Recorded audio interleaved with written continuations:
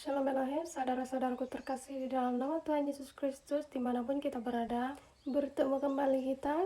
Hari ini saya tidak akan mengongsikan apa-apa mimpi, pesan, ataupun penglihatan, tetapi saya ingin berkongsi mengenai pesan kepada para penghujat yang sejak akhir-akhir ini sangat giat menghujat tanpa ada rasa takut akan pertanggungjawaban dengan perkataan mereka ini. Nah, waktu itu ialah saya sedang duduk, sedang merenungkan diri sendiri, sedang introspeksi diri sendiri, dan saya membaca satu ayat dan suara di hati saya itu mengalir terus, makanya saya menuliskan. Dan tentunya ini bukanlah sesuatu yang sangat menyenangkan telinga untuk didengar, tetapi ianya harus disampaikan. Nah, saya akan membacakan Yudas 1 ayat yang ke-10 yang berbunyi demikian.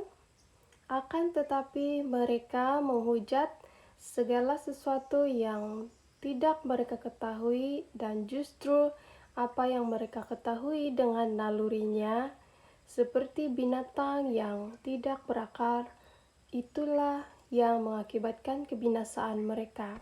Nah, mengenai apa yang para saksi sorga sedang giat sampaikan pada saat ini, banyak sekali penghujat-penghujat yang tampil menghujat apa yang para saksi sorga ini sedang sampaikan kepada dunia, yang mana seperti firman itu mengatakan mereka hanya mengetahui sebatas nalurinya sahaja, naluri hatinya ataupun rasa-rasanya. Nah, seperti itu, rasa-rasa saja.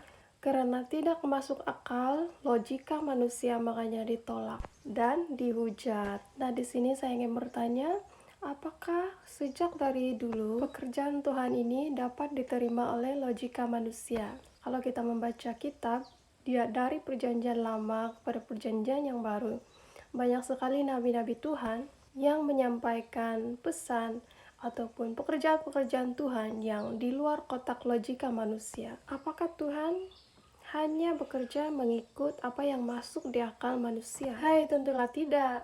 Kita saja hanya ciptaannya, tentulah suka-sukanya Dia. Nah, tidakkah kita melihat cinta kasih Tuhan Yesus Kristus yang sangat besar untuk manusia ini? Tuhan Yesus tahu bahwa kita manusia ini buta, tuli, dan telanjang. Bukan semua orang akan terkoneksi dengannya dan boleh mendengar suaranya. Makanya Dia menurunkan roh yang dari surga melalui malaikat-malaikatnya untuk menyatakan kesaksian, kebenaran yang dari surga, dan seruan pertobatan untuk dunia manusia. Nah, saya akan berbicara secara logik yang boleh difahami ya. Nah, di dalam kitab Wahyu 1 ayat yang 16-20 kita boleh merujuknya. Ketujuh bintang yang di tangan kanan Tuhan Yesus Kristus itu ialah berbicara tentang ketujuh malaikat yang sudah bertugas di muka bumi saat ini. Nah, malaikat ini kan roh, makanya dia mengambil tubuh ataupun tinggal di dalam tubuh manusia, masuk di dalam tubuh orang yang sudah layak, yang dilayakkan oleh Tuhan, yang bertobat sungguh-sungguh, mencuci jubahnya. Roh malaikat yang berdiam di dalam tubuh manusia itu akan berkomunikasi, akan berkoneksi dengan tubuh casing itu. Nah, kemudian tubuh casing ini yang akan menyampaikan rahasia surga kepada dunia manusia. Macam nih ya, kalau malaikat ini muncul di depan manusia menyampaikan kesaksian yang dari surga dalam tubuh kemuliaan, banyak manusia yang tidak akan layak karena mereka itu kudus dari surga. Dan yang kedua ialah karena manusia akan takut.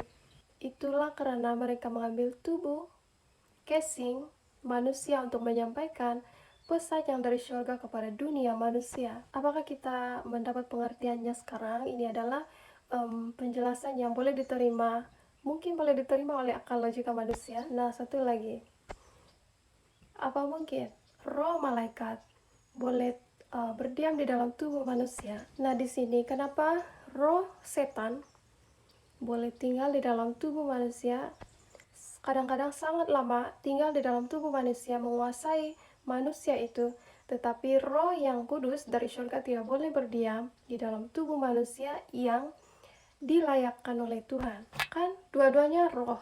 Satu bezanya roh setan, satu bezanya roh yang kudus yang dari surga.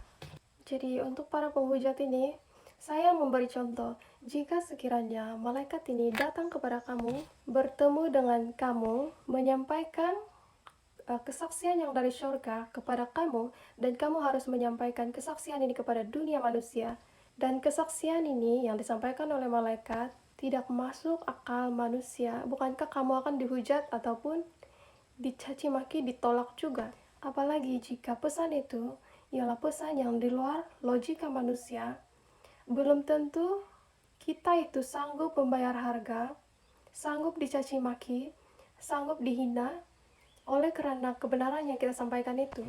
Nah, dan jangan lupa juga di dalam kitab Wahyu ada gulungan kitab yang termeterai yang hanya akan dibukakan di akhir zaman. Akhir zaman itu bilang, sekaranglah waktunya akhir zaman itu. Nah, termeterai maksudnya apa? Termeterai maksudnya tidak tertulis di dalam Alkitab. Ianya adalah rahasia dan akan ada waktunya baru akan dibukakan, yang mana sementara ini yang sedang dibukakan. Nah, bagi para penghujat ini, apakah kamu tidak takut bahwa boleh saja yang kamu hujat itu ialah pekerjaan Roh Kudus di akhir zaman ini? Bukankah menghujat Roh Kudus itu akibatnya sangat fatal? Nah, kami ini memberikan nasihat untuk menjaga kata-kata tulisan itu karena kami mengasihi kalian. Kalau kamu mencaci maki, kami mencaci maki para saksi sorga, malaikat-malaikatnya, mempelai-mempelainya, anak-anak Tuhan. Itu kan biasa ya, kan Tuhan Yesus saja dihina, dicambuk, malah disalibkan, apalagi kami, hamba yang hina, hanya manusia debu tanah. Tetapi jika kamu menghujat pekerjaan Roh Kudus di akhir zaman ini, akibatnya sangat fatal, berbahaya sekali bagi diri kalian. Jika ada rahasia kebenaran dari surga yang dibukakan oleh para saksi surga, dan kita itu tidak pernah mendengar sesuatu itu selama ini, duduklah di kaki Tuhan, kaji, selidiki, berpuasalah, matikan keinginan dagingmu, bangkitkan manusia rohmu, sehingga kita itu boleh tembus mengetahui kebenaran yang disingkapkan di akhir zaman ini. Roh kita itu akan menjadi peka, menyelidiki itu bukan hanya sepintas selalu, dan jangan hanya mendengarkan apa yang dikatakan oleh mulut manusia ke mulut manusia, tetapi ujilah sendiri, kaji, duduk di kaki Tuhan, bertanya-tanya kepada Tuhan, baca firman, selidiki firman itu, dan berdoalah sesuatu ini, minta reveal dengan Tuhan apakah ini benar atau tidak. Kita sama ya, saya juga manusia di tanah, saya juga manusia yang buta tuli dan telanjang. Nah, cara saya itu ialah saya mengkaji apa yang disampaikan oleh para saksi surga ini. Saya kaji, lepas itu saya berdoa, saya berpuasa, bertanya-tanya kepada Tuhan, dengan saya merujuk kepada firman-firman Tuhan, dan bukan mengambil waktu sepintas lalu 1, 2, 3 hari, tetapi berbulan-bulan, tetapi juga sampai tahun. Nah, dan Tuhan itu akan reveal satu persatu, oh seperti ini, oh seperti ini.